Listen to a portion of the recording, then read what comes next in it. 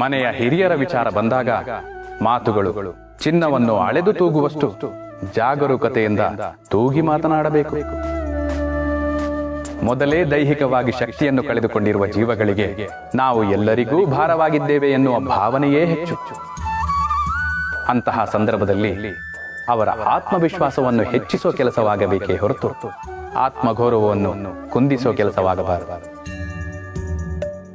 ಮಕ್ಕಳು ಶತ್ರುಗಳಾಗಿ ಬದಲಾದರೂ ಅವರಿಗೆ ಒಳಿತನ್ನೇ ಬಯಸಿ ಹರಸೋ ಜೀವಗಳು ಯಾರಾದರೂ ಇದ್ದರೆ ಅದು ಹೆತ್ತವರು ಮಾತ್ರ.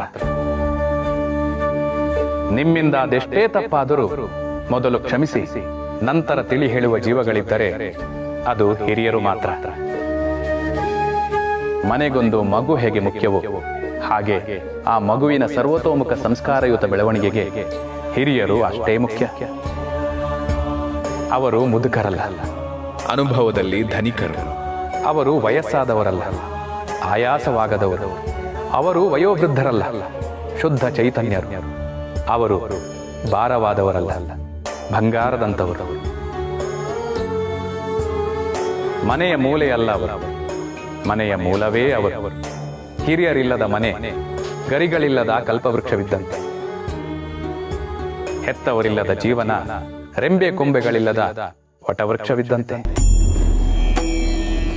ಭೂಮಿಯ ಮೇಲೆ ಮಕ್ಕಳಿಡುವ 2 ಹೆಜ್ಜೆಯ ಜಾಗ ತಂದೆ ತಾಯಿಯರ ತ್ಯಾಗ.